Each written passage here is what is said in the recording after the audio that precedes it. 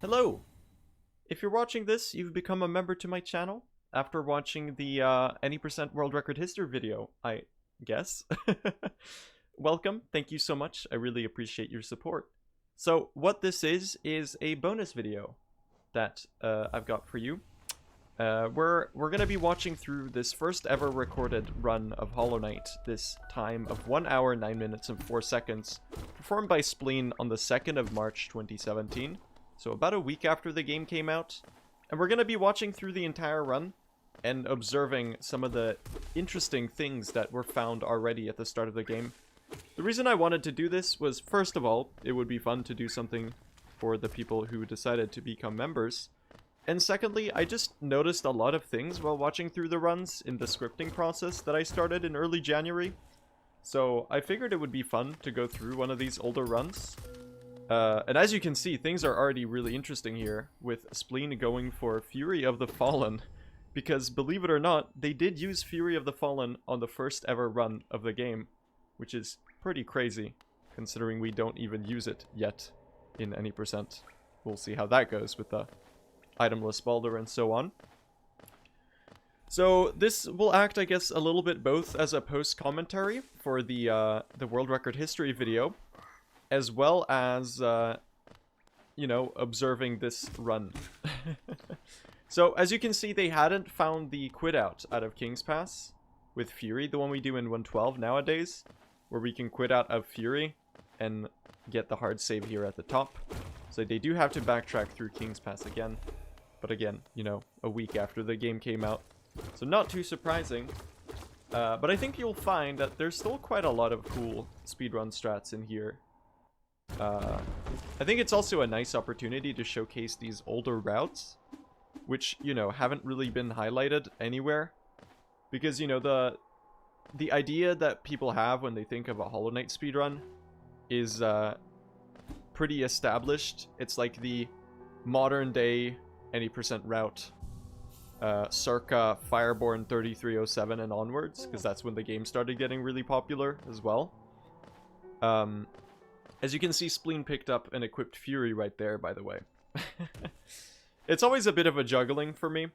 I've done a few tournament commentaries, like commentated tournament matches in the past.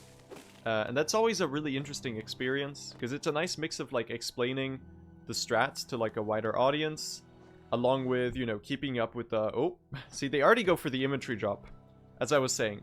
Keeping up with the speedrun strats, keeping up with, you know, the developments of the run, and, you know, trying to be entertaining at the same time. So, interestingly, they go for some Geo here, because they do want to get the Crossroads stag early, which was something that runners were doing for a long time. It's just interesting that they picked these rocks. So, at this point, Spleen said pretty clearly in this run's description that he didn't really route anything out. He was mostly just messing around and seeing what would come of it. And he just happened to record it run. To actually record the run. So the fact that this run exists and is, like, here and that we're watching it right now, there's a whole series of events that led to that occurring. And you know, all things considered, I do think they are moving pretty quickly through the game. It'll probably slow down a little bit once they get Vengeful Spirit and Mothwing Cloak, because at that point they're going to start dashing a bit unoptimally. Here it's like, oh yeah, if you're walking in the correct direction, you're going at full speed, mostly. But yeah, as we get past Mothwing Cloak, primarily the route is going to start diverging from what you're used to. Also, do note, game is in English. This was before... First of all, before Chinese was even added to the game, but also before people knew it was faster, because, well, it wasn't added to the game. That was added on Lifeblood updates in August of the same year of this run. But yeah, Spleen is going to go fight the False Knight, and I'm pretty sure they fully fight it. I think they are damage tanking down to Fury. Don't know if it was on purpose, let's be honest. And yeah, this run was like a proof of concept. I think it's still pretty impressive regardless of that. Like, regardless of the fact that it's, like, the first run and it has, like, 2 deaths to Fury boss fights and stuff like that. Damage tanks to get Fury and fights the False Knight. Doesn't go for the jumps, People weren't quite there at that level of comfort with the fights. But, you know, with the 9 nail damage from Fury of the Fallen, you are pretty strong. He does opt to play it safe on the Tantrum attack. Does still hit the rock into the False Knight, though. And it does look like he is gonna fully kill the False Knight, which makes sense when you've got Fury. It really doesn't take that long. So this was before most people had even, like, even the people who bought the game on launch, this was probably before most of them had even finished the game in the first place. So the fact that Spleen at this point in time was already doing a run, I think is pretty cool. So he was like one of the, if not the first, to do a speedrun of Hollow Knight. Like, this was before people were even going for the speedrun achievements. I'm pretty sure the speedrun achievements were harder back in the day, actually. But, you know, as I said in the world record history video, this was the first run performed with the load time remover made by Devil Squirrel, which is basically what pauses the timer when there's a new scene loading, so that different computers with different hardware speeds don't get an advantage towards computers with slower load times. And it's just something that we use in speedrunning to make sure that it's fair. Yeah. They do take a bench here before, which is probably just because they didn't know. I mean, you don't get healed up to max HP from picking up Vengeful Spirit, so I suppose that's fair. But yes, they've got Vengeful Spirit at a time of 5:30, which is pretty fast, actually. Given the circumstances, I think it's very fast. So one of the things I noticed while doing these early runs, and like cutting down the footage and watching them to do the scripting and so on, was, well, really, there's a lot of patch differences that I wasn't really aware of. The thing with Hollow Knight is that most speedrunners even will get used to 1221, as that's like our idea of older patches, and then everything before that is like uncharted territory. Especially for us that started playing the game after Godmaster was already released. Like, I started playing Hollow Knight 2 years after Godmaster was released, so... Second Spitbalder gets a second Spitbalder. Very nice. Luckier than all of my speedruns. God damn it. So, Spleen does pick up Soul Catcher right here. I believe in this run, he does use Soul Catcher. He doesn't use Spell Twister, though. He does pick up Spell Twister and not use it at all, which is very funny. See, he reconsiders. He's like, oh, should I Overcharm? And he does go for the Overcharm. This is like the 112 route, but like all these years prior. This was before 112 even existed. It's pretty crazy that he goes for this. I do really commend him for this. I think it's awesome. That's like so impressive. So yeah, he's gonna be heading up into Green Path right now. What was I talking about? Yeah, I'm gonna be a little bit scatterbrained. I spent like the last 10 hours doing the final touches on the video. And, you know, I set the deadline for myself. I started working on this video on December 26th, I'm pretty sure. So we're pretty much exactly 2 months on from that. Gets a first Spit Balder, very nice. Balder insta-kill had not been found yet. Additional note, I suppose. Same goes with the Fireball skips. I did find something really interesting, though. Because I mentioned in the video that the Shade skip was found by Kine in, like, March or April, I'm pretty sure, is when it was found, the Blue Lake Shade skip. But it turns out that Kine was a Kickstarter backer of Hollow Knight.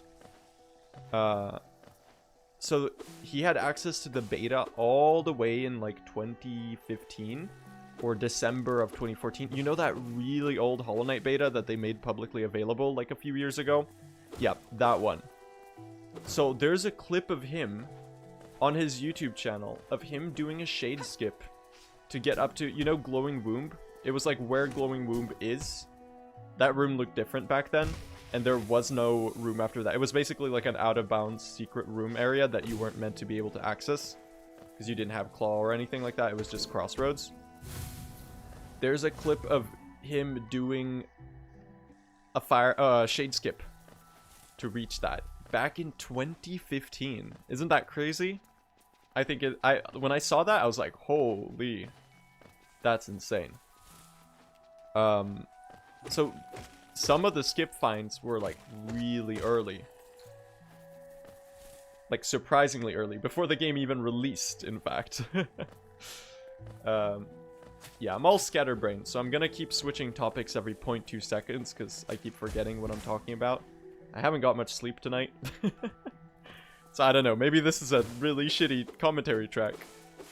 So here, you had to walk all the way over there for the Moss Knight to close, even though he did swipe at it. But you know, 3 fireballs and a nail hit, it's pretty easy to kill it. So he just carries on through Green Path. Do notice how much Geo the Moss Knight dropped. It dropped a whole 80 Geo. On the current patches of the game, it only drops 35. This was something that changed in Hidden Dreams, I believe. So he does go down to Fury here, which is interesting. I think he's going to walk straight to Hornet, if I recall correctly. I forgot what I was talking about like 2 minutes ago. Oh yeah, well, starting to figure out the video. Yeah, so I started working on it in late December. All of January was basically watching runs, scripting. It was like that. I tried to work on it a little bit each day. He does actually back out of doing Fury, which is probably a smart decision. Yeah, it was the reason I set out to do this project was mainly because I realized that I wanted to fix my creative process. So what I had been doing before was, whenever I made a video, I would procrastinate for like 2 weeks. Or sorry, I would procrastinate for like 2 months, and then I would panic. I would go, I need to make a video. So I would enter like a 48-hour fugue state across a weekend, where I would edit like 16 hours a day. And then once the video was done, I would immediately upload it. Like without checking through it, I was like, oh, I need to put this out now. So what happened was that all of the old videos, everything up to this one basically, and a little bit with this one too, is that I kind of start resenting them the second after I put them out. Because, like, I notice all the mistakes that I didn't take an extra day to look through and so on. So I wanted to try to do a bigger project. So I was like, oh, what's a big project? Any % world record history. People have been talking about this for years and years and years, and no one's actually went and made it. So I was like, okay, if I do a big project like this, if I have a video that's 2 hours long, like, there's literally no way to do it unless you structure yourself. Right? Also, quit out to Mound. This was something, the bench hard save anchoring, something that was found out pretty early. And just now, that's funny, Spleen realizes that he just got Mothwing Cloak. So he walks out of the first 3 rooms before he remembers that, oh, I picked up the ability. And then he starts dashing. As you can see, he's not super used to the dash length. This is just a matter of it being a week from the game's release. Still though, I'd say the movement is pretty impressive, again, for the time. Not doing inventory drops here. I don't think it had set in that inventory drops were something you could do to cancel hard falls. So they're only really done in the really long movement stretches. But it does seem like he has grasped the fact that you get an extra dash in air if you dash off the ground. So already here, this movement is actually quite close to top run movement today. If I'm being very generous, but you know, you kind of have to be. Yeah, so on the topic of creating a big project, I basically figured that I had to structure a big project like this.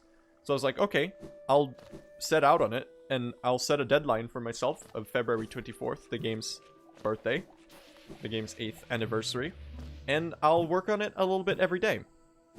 And it was going pretty well. Also, you know, no explosion pogo, so he does have to go around the Mantis village. This is uncharted territory for a lot of Hollow Knight speedrunners. We don't really know how to navigate these rooms. Yeah, so of course it was going well, but then I got sick during the the first and second weeks of February, I was sick and I didn't get like anything done. It was bad. Like I had a fever and stuff and I was just kind of miserable. I was home all the time, but I couldn't really have the energy to work. Obviously it doesn't go for the Mantis Pogo either. But do notice how impressive the movement is in this room. Like, it almost seems like he's practiced this segment, and I had to say that right when he fell, of course, but Spleen has not taken damage a single time. Well, now he did, but up until now, he was moving through it really smoothly. Like, this is clearly a runner that has a good sense for speedrunning and a good intuition for how to traverse spaces in games. And this is something that you'll see nowadays. One of the best ways to develop this is like doing randomizers. And like in that setting, you just have to learn to improvise movements a lot. So obviously he's gonna go enter the City Crest entrance here of City of Tears. Yeah, it's just like a sense that you develop as you play the game. Like you'll be moving much quicker by the end as you get comfortable with the inputs and the physics of the character, I suppose. And if you look at a run probably of like a week later or something, you would probably see a lot of a lot of improvement, because that sense does develop quite quickly as you continue to play the game actively, especially if you're pushing yourself to optimize with regards to time, which Spleen clearly started doing, because he did cut 15 minutes from his PB very rapidly across like a week or two. Which you might be like, oh yeah, from an hour 15 to an hour is not like, you know, there's plenty of time save everywhere. And obviously there is, but, you know, there were none of the discoveries that made the route viable. So Spleen was going on an improvised route.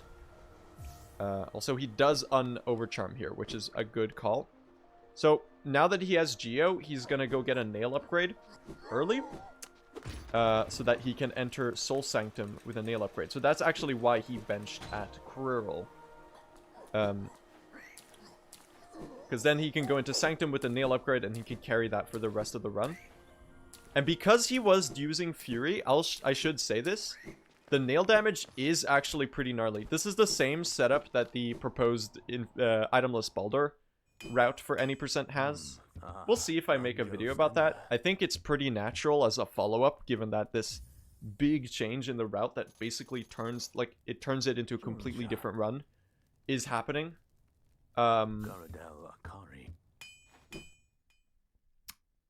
So the nail upgrade is actually pretty crazy. Because Fury of the Fallen is a 1.75 multiplier on all damage from your nail. And, you know, with nail 0, without a nail upgrade, that is, you know, 5 damage times 1.75 is 8.75, if I recall correctly. If my math abilities are good. Which is 8.75 in Hollow Knight. Nail damage is rounded up to 9. Because, you know, all the numbers are rounded up to the nearest whole number. And nail upgrade is 4 extra damage on your nail. So the nail is going to be dealing 9 damage. So 9, if you have Fury and a nail upgrade, 9.75. Sorry, what am I saying? 9 times 1.75 is 15.75, if my math abilities are to be trusted, which probably double check. Which runs up to 16. Anyway, 16 nail damage is quite a lot of damage. Consider that the base Vengeful Spirit does 15 damage. So you're basically doing, you know, a Vengeful Spirit each nail hit.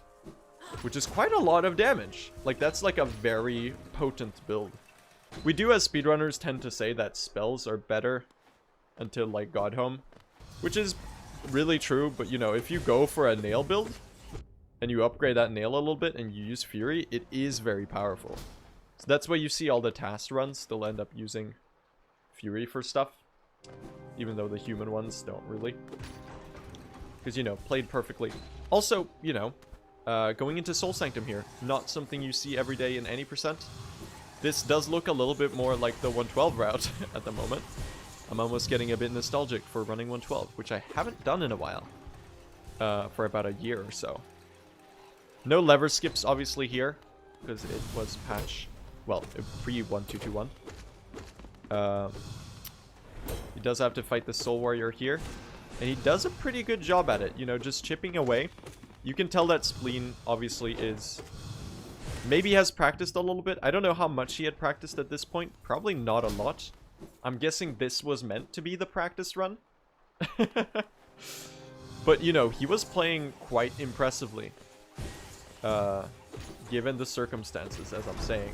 I'm repeating myself a lot in that regard, but... You know, he's not really taking damage to anything. He's clearly paying attention to his surroundings and reacting to things as they come up. Now, something interesting about this patch, you saw it happen a little bit right there. The Soul Twisters are like the worst enemy in the game. Also, very good escape there. Oh, this isn't the run where you get Spell Twister. I forgot about that. That's the 1 hour 6 minute time. That's the next one. Well, something that is interesting about Sanctum is that the Soul Twisters, which are objectively the worst enemy in the game, they can teleport on top of you. In later patches, you know, they can still kind of do that by proxy, by teleporting into your dashes, like in front of you as you dash, which like guarantees you getting hit because you can't stop your dash. On these older patches, I think before the Hidden Dreams update, they could spawn on top of you if you were unlucky. So there was like no way to avoid that. And you can tell that Spleen is playing this fight like pretty aggressively, going for the following along on the screen wide attack there. And is keeping pretty good pressure. He is getting a lot of parries, or sorry, staggers here. You know, he's doing well. It's a pretty fast fight, all things considered. And you know, as you're going into the second phase, probably he doesn't do the aggressive second phase that we're used to, where you can do 2 hits per dive. I think he'll probably dodge. Oh, he does go for the nail swings. Oh my goodness. Okay, this is kind of impressive. I guess he must have found this himself. Going for the nail swings on the dives. That is pretty impressive.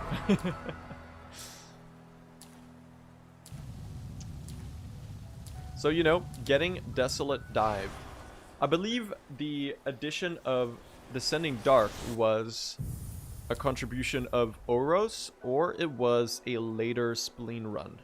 So I think in this one he doesn't really depend on D-Dark. You know, D-Dark pasta insert. Why are you dying to bosses? You should just use Descending Dark. Spleen didn't really get the memo. He does go to get the chest here for some nice nice geo-routing, which is, you know, he's gonna need a lot for the lantern. And you might be thinking, you know, he's using dive to enter Crystal Peak, so why does he need the lantern? Well, first of all, he wasn't doing dark rooms an hour after the game came out. And secondly, you actually had to buy the lantern on this patch, because there is a toll in Deep Nest right before the distant village. And, you know, as tolls work in Hollow Knight, you can reach them in a dark room, but you can only interact with the gate toll if you have Lumafly Lantern. So in the very first patches of the game, you are essentially blocked out of beating the game unless you have Lumafly Lantern, which is pretty interesting. But yes, you know, he didn't know how to do dark rooms anyway, because it was a week after the game came out. So he did still get the lantern for that. Now he would be leaving City the same way as, you know, usual, with the City storeroom stag, which makes a lot of sense, where he uses that to traverse via the stag to the Crossroads Stag, which he purchased earlier in the run, and then goes to Crystal Peak. with a time of 23 minutes and 53 seconds going out of Crystal Peak. Or going into Crystal Peak, rather. It's pretty fast. He does stop to get rid of that enemy, I guess. I don't really know what he was doing there. Hesitating, I suppose. Does stop to fight these. Rushing through is a little bit awkward when they're throwing things at you, because you do kind of have to go full speed. And he does also want to get the simple key right here. So it does make sense that he kills those enemies. He did get a bit jump scared. I can't speak, I'm sorry. He did get a bit jump scared by the husk right there. But, you know, survives narrowly with some good reaction time on his part. That did wake him up a little bit, I guess.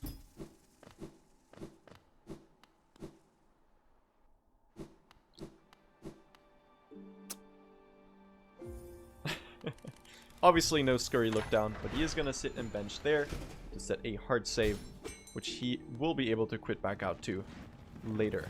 But he probably won't use it because he's going to set a hard save in the crossroads stack instead. It's actually kind of crazy how much this resembles the 112 route. Which I guess is really not that surprising. See, there you go, you bench this crossroads stack. Because, you know, at the stage that the game was in, you kind of did the same things. This is basically 112 route without getting grubs at this stage.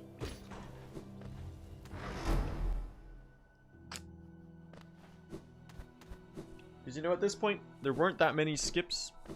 So it was pretty natural that most of the runs looked really similar at the start. You know, before the Blue Lake Shade skip and before the Crossroads Acid skip,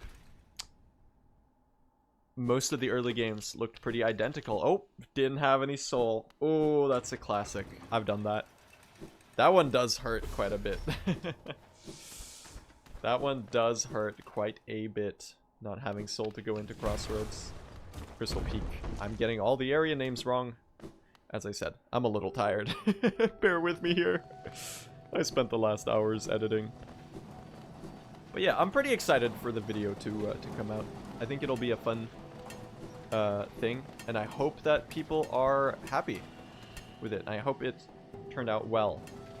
I spent about 5 hours earlier today before rendering it, doing like the final pass, watching through the whole video, trying to probably, you know, in vain fix the audio balancing, because, you know, half of the voiceover I recorded on that week where I was sick and I needed to get something done, so part of it looks a bit awkward. He's doing some interesting Crystal Peak cycles here. It's a pretty good save cycle, all things considered.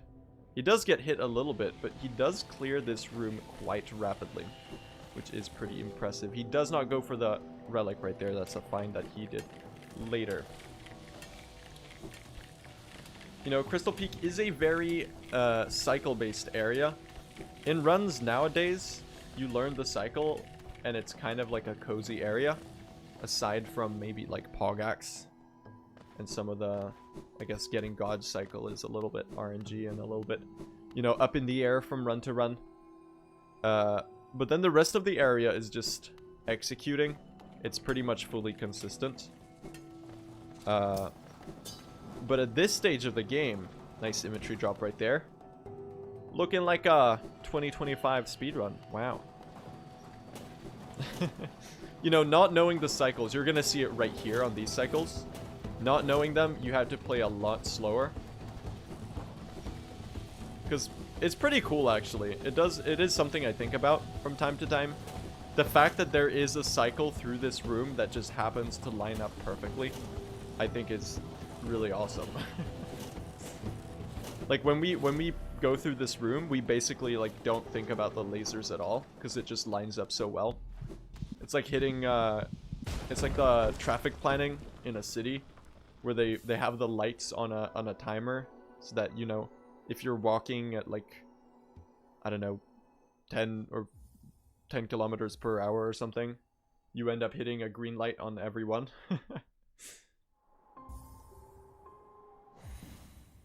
You know, you ever be biking to school and be like, oh, I got a god cycle. I am guilty of that. I do a bit of IRL speedrunning, I suppose. I can't help it, you know? It's my hobby.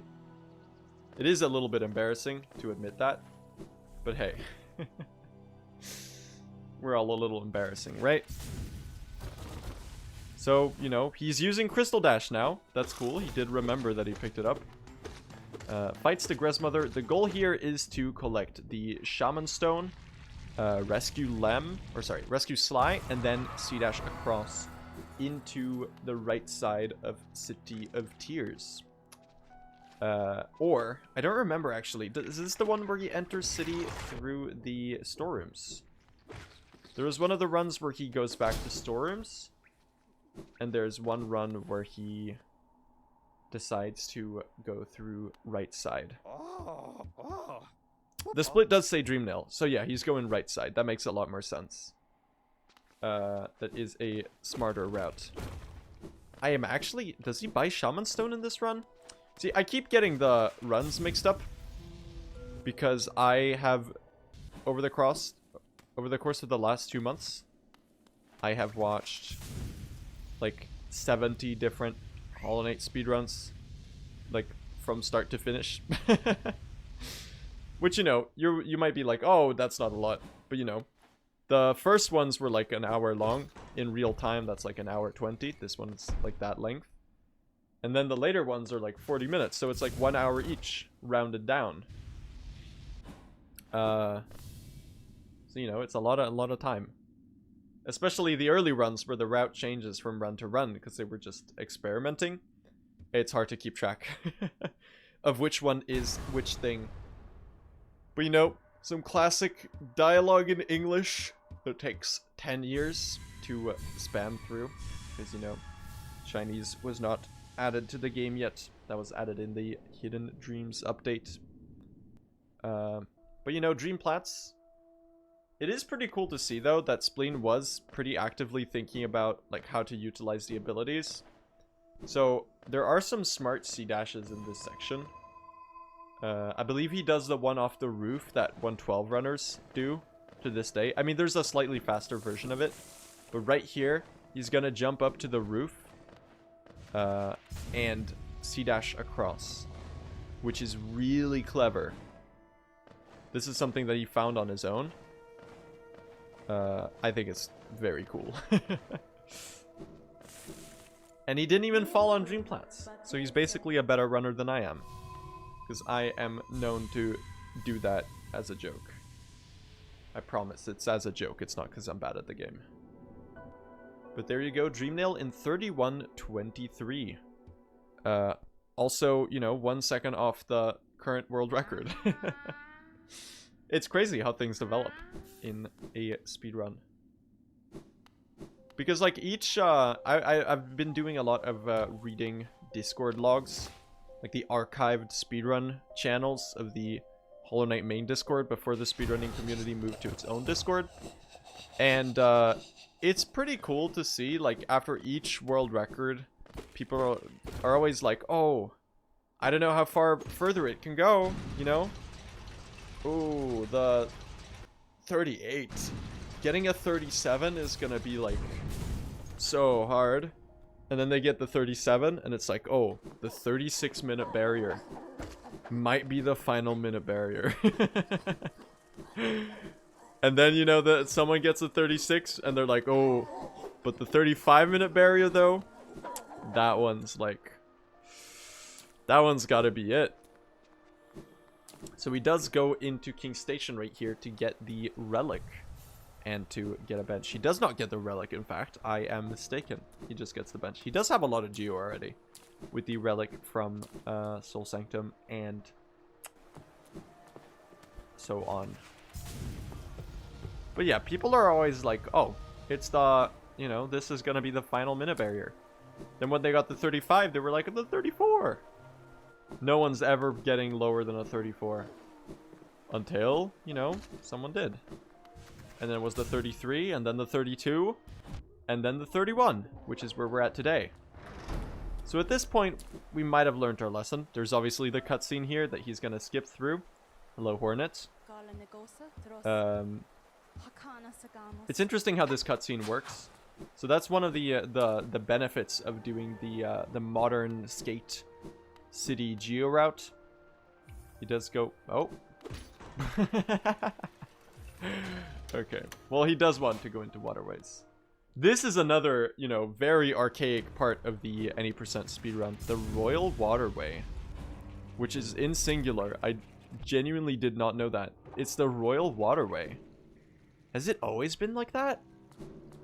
I'm having a Mandela effect moment right now.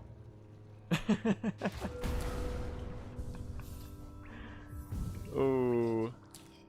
So he does go for the overcharm because he is going to do a Fury boss fight right here, which is quite impressive, I'll be honest. But he had the courage to do this.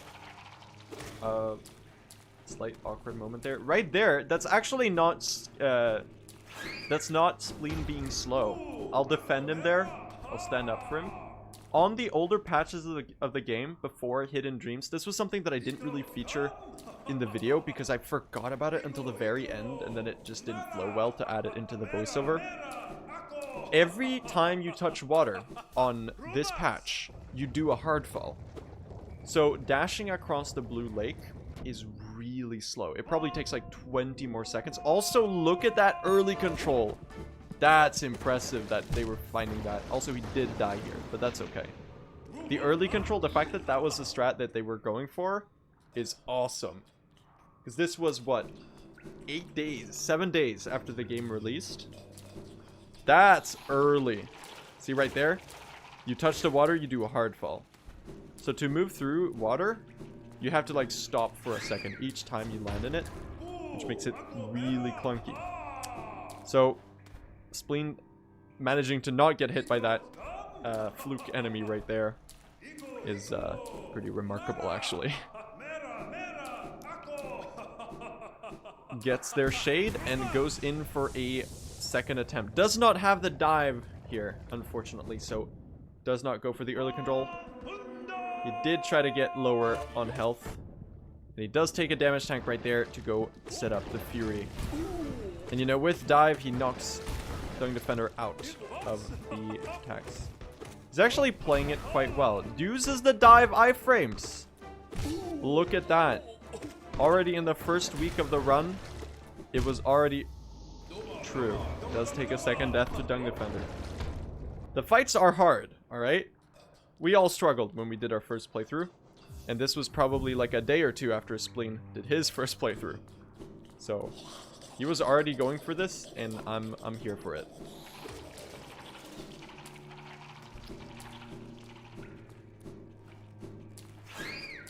I think the fact that he was doing Fury strats this early is pretty crazy. Now imagine if he got Fluke Nest in the first run. That would be crazy. Holy. Again, does not have the soul to go for the dive, but sets up the Scream Skip once again.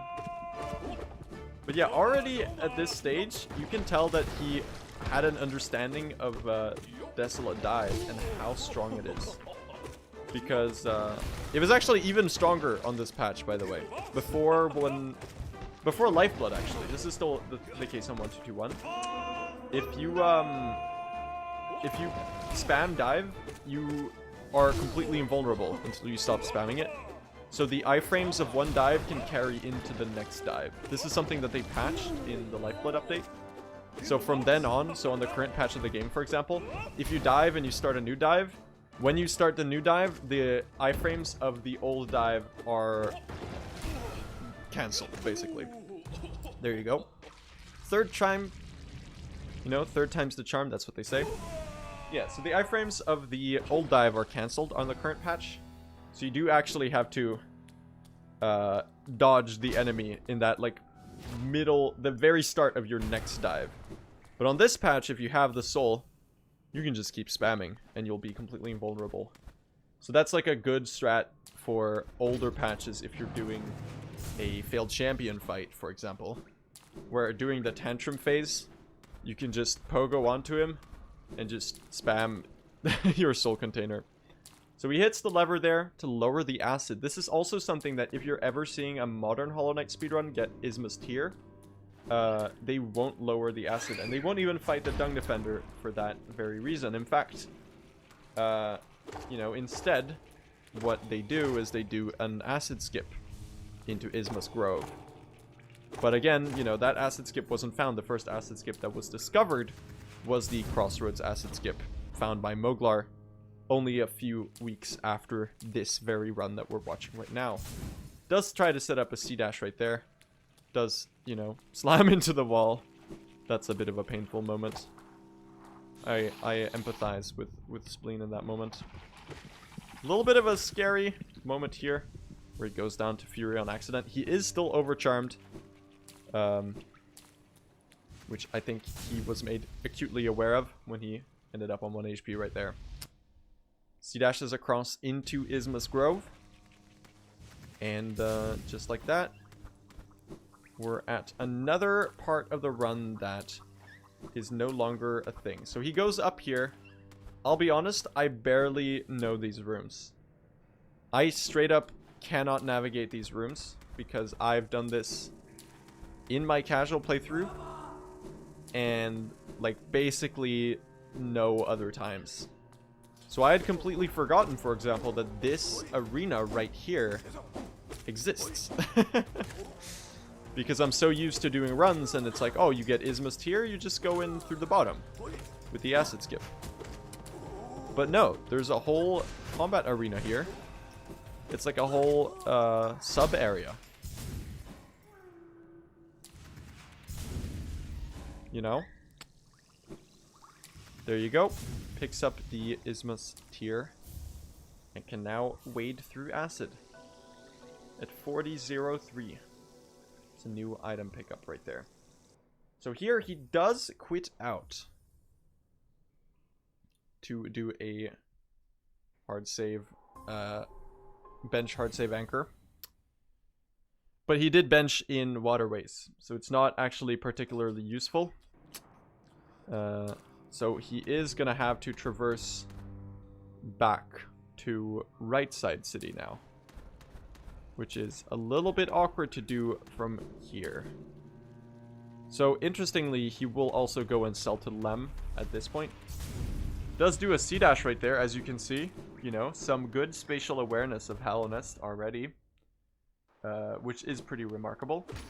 But yeah, he goes to sell to Lem right here. And I believe he's going to be all sorted on Geo at this point. Almost.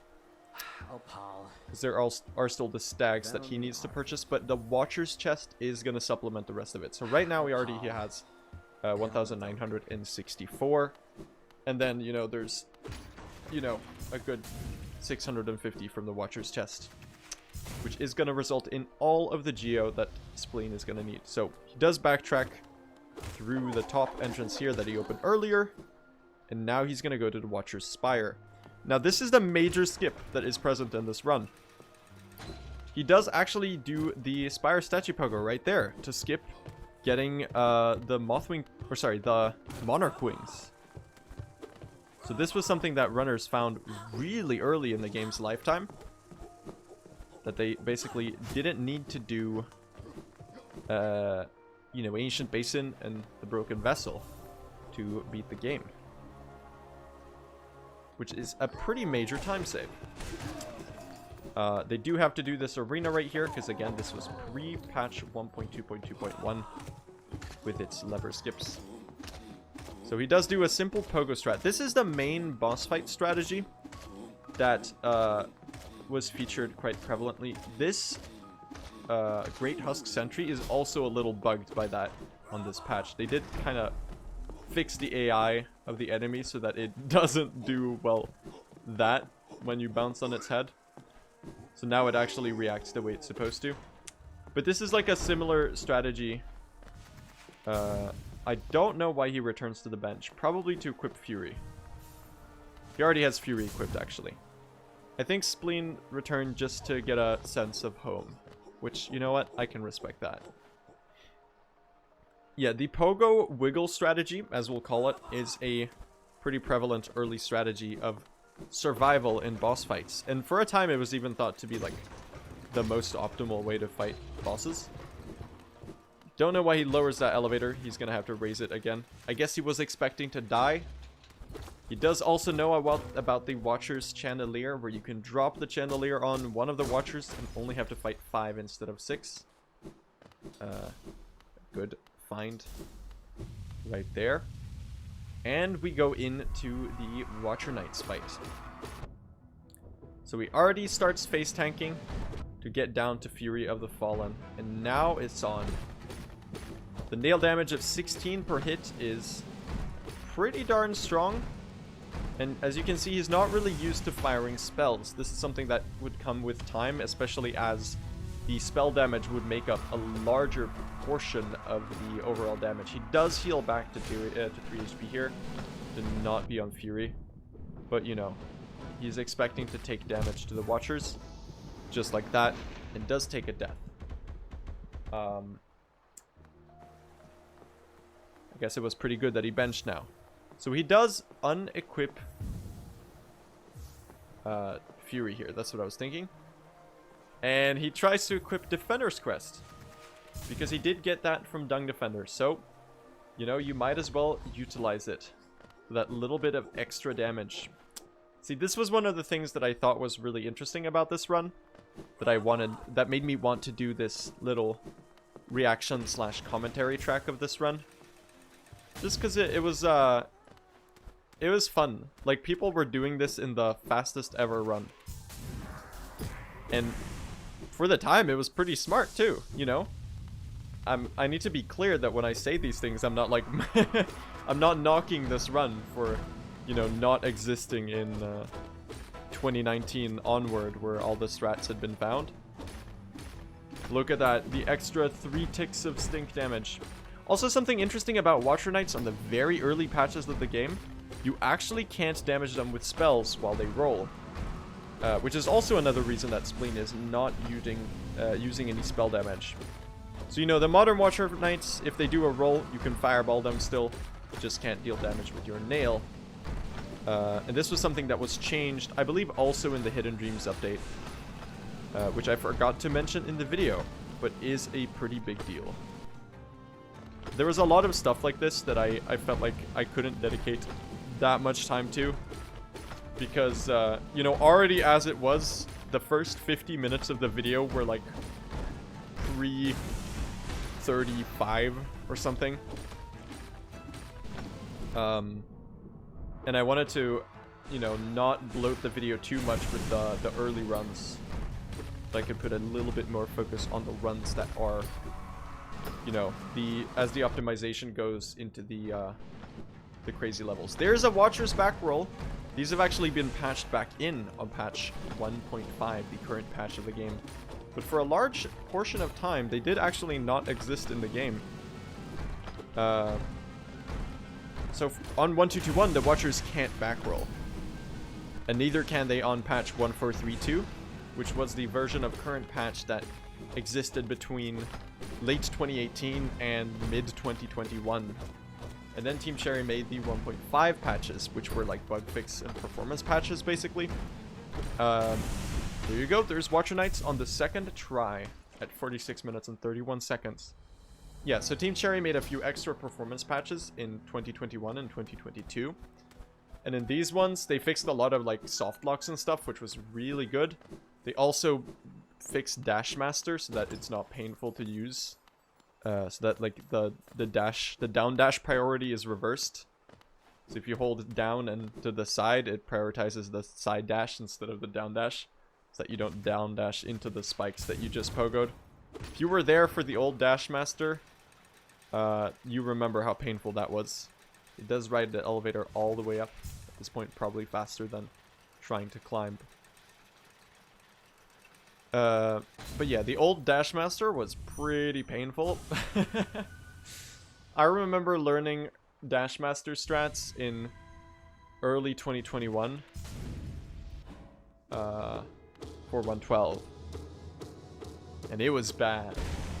It was like very painful to do that. You got used to it for sure. And that's one of the interesting things about the idea of Dash Master. So on the in the itemless Baldur route, sorry, I'm all scatterbrained.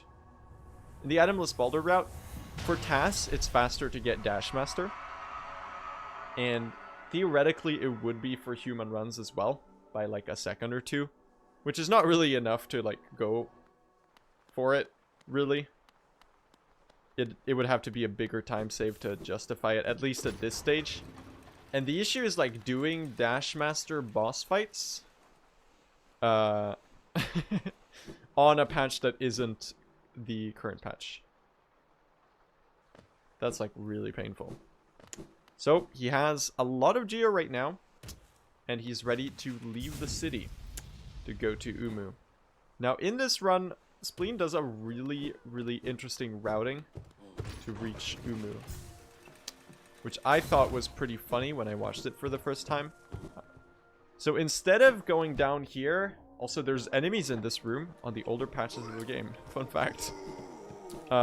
Instead of going all the way to the right to King's Station and stagging to Dirtmouth and then using Isma's Tier through the Crossroads entrance to Fog Canyon, instead...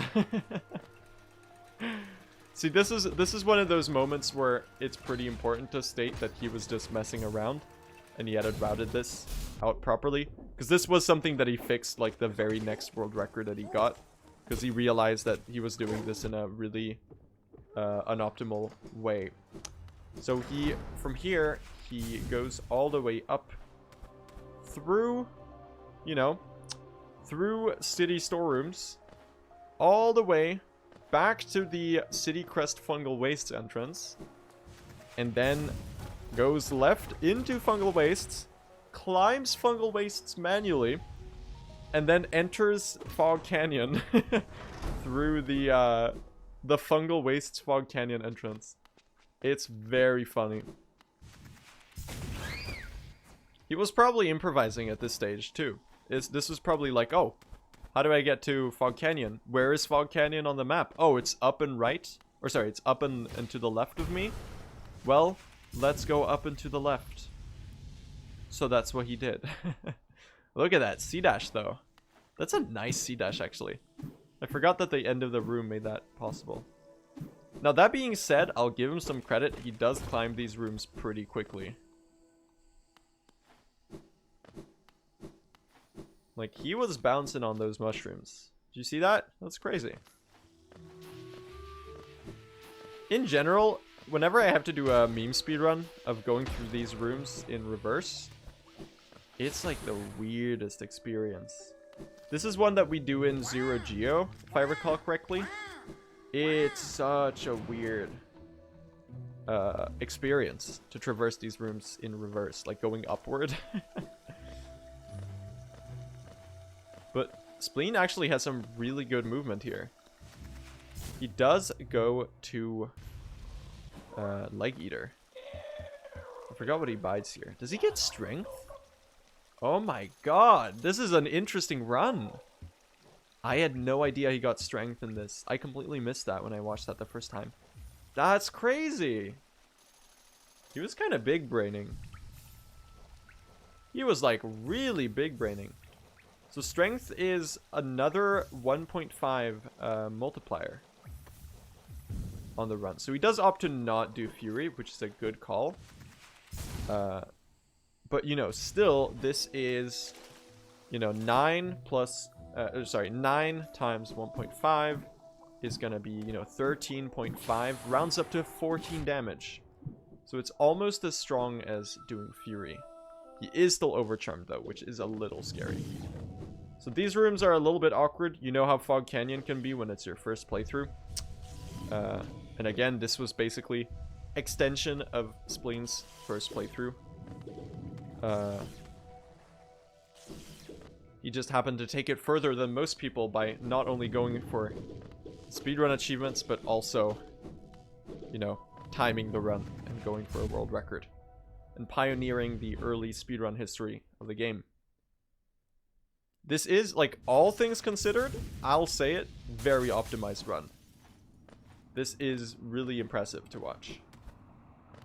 And that's coming off of someone who just watched, like, 20 hours of the best Hollow Knight players do the most optimal Hollow Knight movement of all time, you know. I was just watching Lep's comm sobs, and I'm out here saying this is impressive. So you should take it seriously when I say that.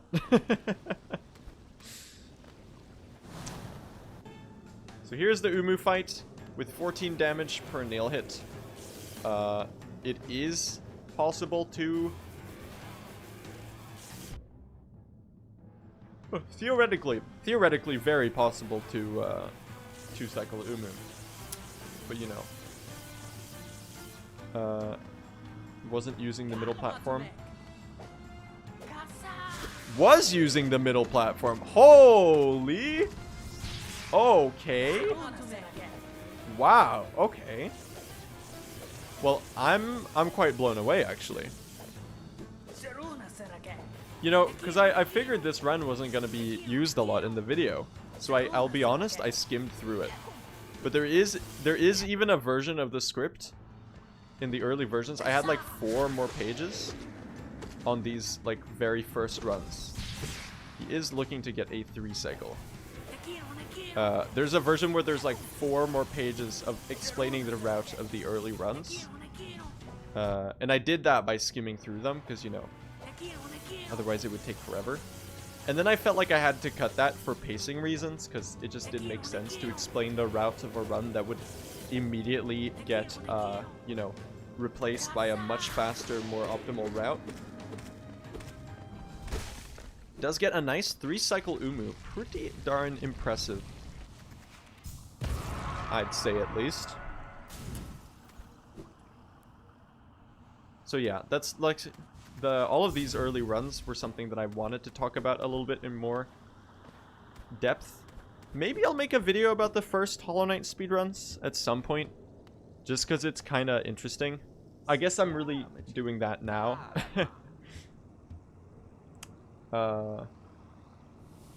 Whoa, exclusive members only content. Thank you, by the way, for becoming members. I really appreciate it. I think it'll be really interesting to see how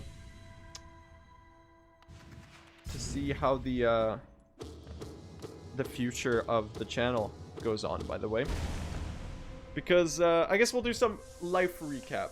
So I graduate the 3rd year, the final year of the Swedish equivalent of high school, so gymnasium as it's called, in June. And after that... Oh, wait, hold on! Hold on, Dreamer quit out. Holy shit. Oh my god, he was 5 billion steps ahead of us. That's amazing. That's amazing that he does that. But also, it does kind of make sense that he did that, because at this stage of the loadless timer, the long cutscene didn't actually count. Or sorry, it didn't actually pause. So he did just save 20 seconds by that. But Dreamer quitouts are like top level tech that the top runs nowadays use. So I believe they quit out Lurian, just to save like 0.2 loadless time or something. But the fact that Spleen does that on this run is crazy. But it does make sense given that the timer worked completely differently. He does change his mind and wants to swap charms. Does not want to be overcharmed anymore, which is fair considering he is going to go into Deep Nest. So as you might notice now, he has not purchased Lantern yet. Usually, you know, as we stag to Dirtmouth after City of Tears, you have a good opportunity to do that. But because he did the unconventional Fungal Wastes retread variant, he still has to do that. So he does have Queen Station routed into the run, which makes the Fungal Waste segment a little bit more deliberate in retrospect, given that, you know, he has a split for Queen Station. But he does get Queen Station, and he's going to stag to Dirtmouth, buy the Lantern, and then immediately return to Queen Station to go get Hera the Beast. Which is, you know, while being a weird... He stags to Crossroads. Where are you going, Spleen? Did he rescue Sly before? No, he just stagged to the wrong one. I wasn't paying attention, sorry. It is really interesting. And it is, like, despite being, like, a slower variant of, like, the possible route, probably by about 2 minutes or so, still, it is, like, you can tell there was thought into the routing. There was thought into the geo. There was thought going into the general structure of the run. Which is impressive. Like, you can tell that Spleen was paying attention, and this run probably acted as a learning experience for him to pioneer the next, like, 5 reroutes on his next 5 runs. Because that's how it went, you know? At this stage of the category. As in, you know, the very first step. Look at that movement. So he does enter fungal wastes here. He is going to do the deepness route, because again, this was pre-QGA. What was I talking about, though? Right. The future of the channel and the future of, well, my life, I suppose. It's not all about YouTube.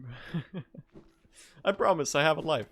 No, but yeah, I'm going to graduate, and because I haven't really figured out what I want to do in university yet, I do think I do want to study in university. Just because I like learning. I haven't really figured out what I want to study yet, though. I've been thinking about sociology a lot recently. Because I'm pretty engaged in those topics. I think they intrigue me, and I feel passionate about them.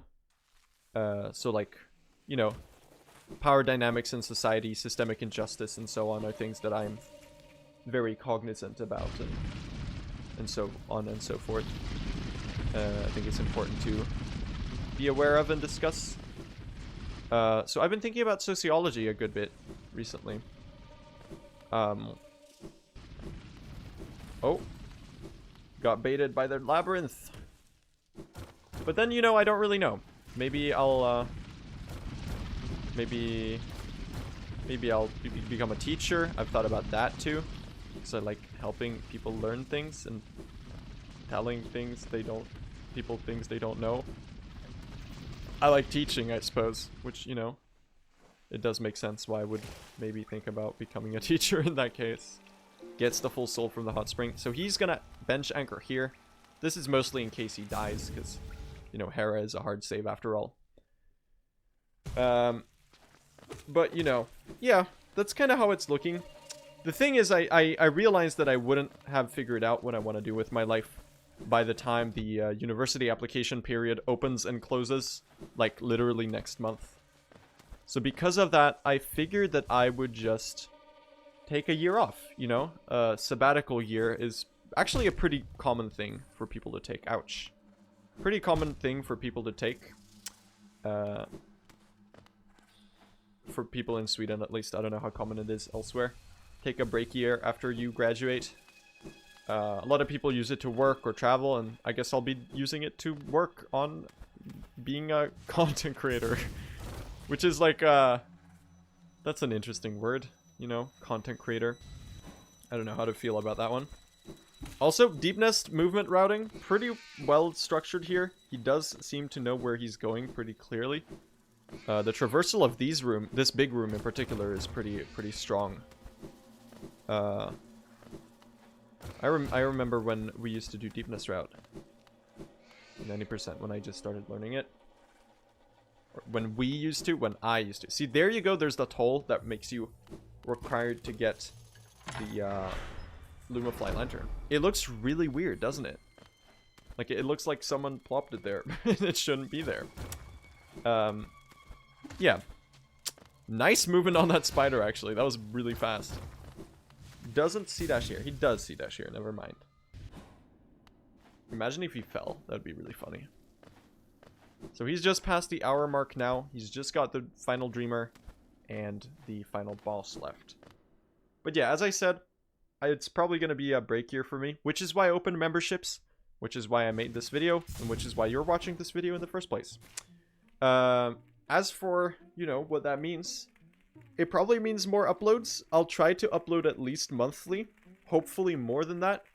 in the process of making this world record history video, I had a few fun video ideas that I kind of really want to explore.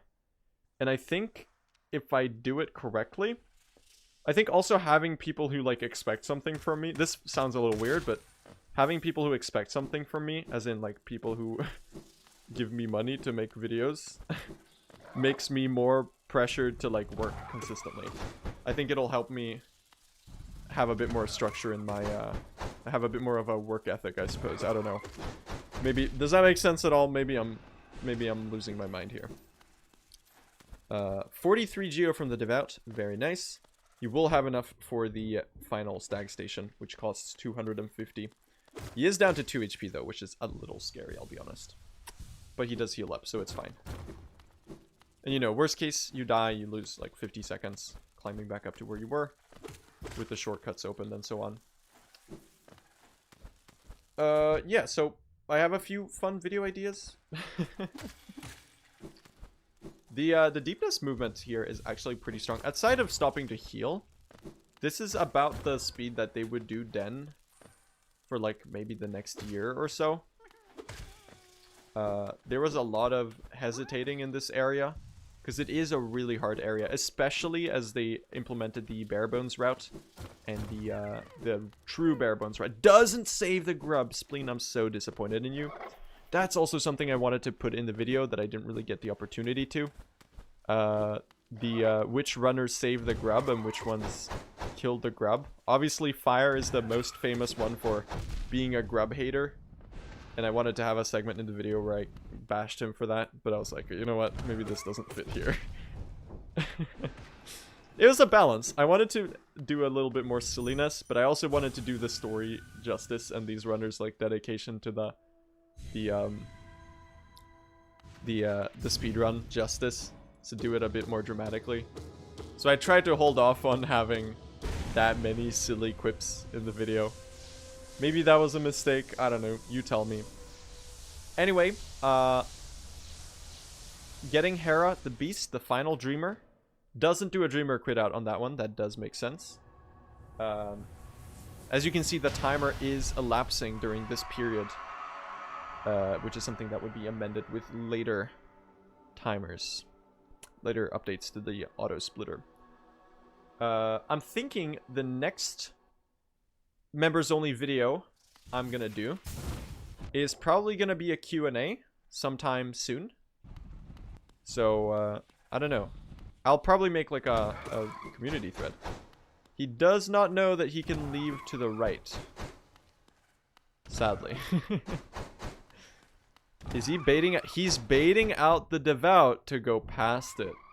See, this is another one of those moments where it's like he's doing a clearly slower thing that he doesn't have to do, but he's doing it in a really big brain way. I think that's kind of the spirit of the early speedruns of something.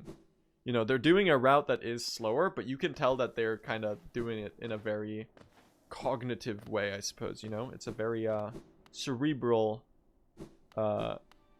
routing mistake. I suppose. Does that make sense? I don't know. But yes, they're just heading into the final fight. The first ever recorded speedrun of Hollow Knight. With, I'd say, a really impressive time. Obviously, Spleen did have a 1:16 right before this.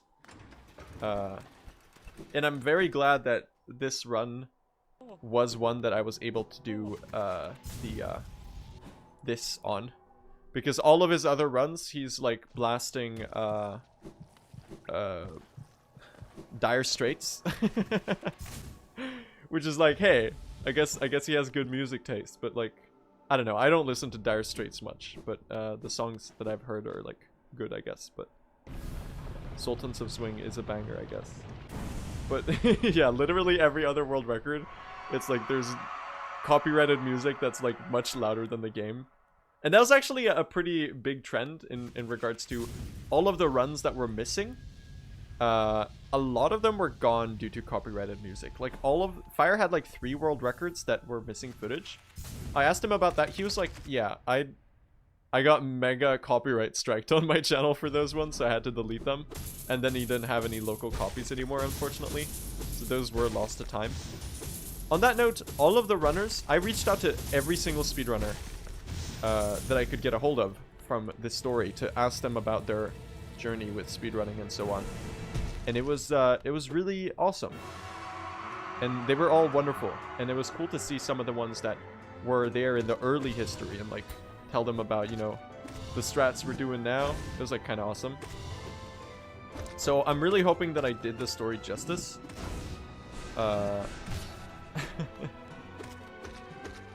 You know, and I hope all of the runners that were talked about in this video, the main video, I suppose, enjoy it. I hope I did their story justice, and I hope I presented their achievements in a cool way, I guess. It's, you know, there's a little bit of pressure. You know, Spleen is kind of getting a little bit destroyed by THK. It's a bit of a scary fight.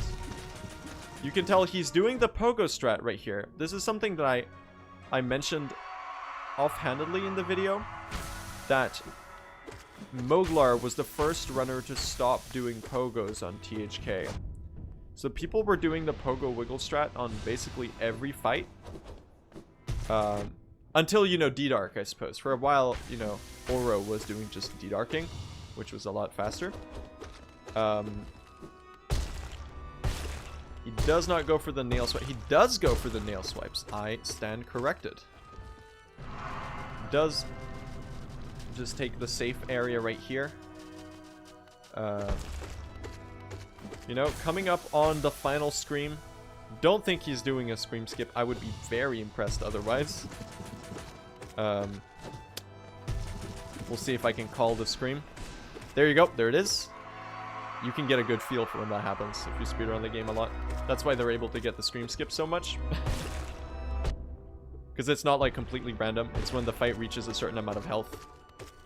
And even though there's no... There you go! Even though there's no HP bar, you have vibes for that. There you go. There's the first ever recorded speedrun of Hollow Knight. A 1 hour, 9 minutes, and 4 second time. Recorded and, you know, performed by Spleen on March 2nd, 2017, which is almost 8 years ago from today. It's a really interesting watch. And, you know, also thank you to Spleen for allowing me to go through this run. But there you go. That was the start of everything to come. And, it's a pretty cool run, really. I think that it has a lot of things that... I think in general, these early runs have a lot of things that we can learn from them. Sometimes there's a strat that was, like, done by the first runner, and then no one else did it. And then they did it again, all of a sudden. One that comes to mind is... well, it's not something they did again, but it's something that I noticed while I was watching the runs. It was like Trinomi's 38 or something. And in that run, he benches in the hot spring before going to Crystal Peak. Or sorry, before going to Fungal Wastes. So that after he gets Claw, he quits out to hot spring. So that it's faster for him to traverse to Gruzmother. And I was like, hold on. Is this actually faster? So I asked and people timed it, and it wasn't faster. It lost like 2 seconds or something. But still, it was like close. So going through these like early runs, there are good ideas in here that are really, you know, worth taking a look at. I mean, maybe there are better ways to improve at a speedrun than looking at 8-year-old speedrun world records, but you know what I'm trying to say. I'm saying that these runners were just as clever as the runners that are running now.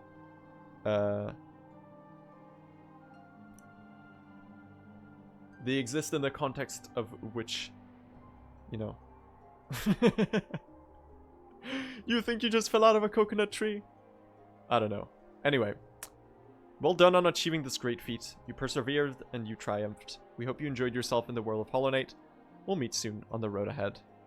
yeah, that's how I'm feeling Team Cherry as well. Okay. That is gonna be the commentary track for Spleen's 10904, the bonus video for the Hollow Knight World Record History documentary. I hope you enjoyed it. Members, thank you so much for supporting me. I appreciate it a lot. I'll try to keep up with you through the members only posts and stuff like that. Do some polls, do some updates on whatever I'm working at. We might do a Q&A soon, just because it's fun to do a Q&A. I think it would be a good opportunity to do that. I'll try to set up the Discord roles, by the way, because you should get a Discord role in my Discord as a member. It's kind of weird, because I don't know if it lets me have the Twitch and YouTube integration at the same time. So I have to figure that out. In the meanwhile, thank you so much. That is it for me. I'm gonna go to bed, because it's midnight, and I've been working on YouTube things for 12 hours straight. So, good night.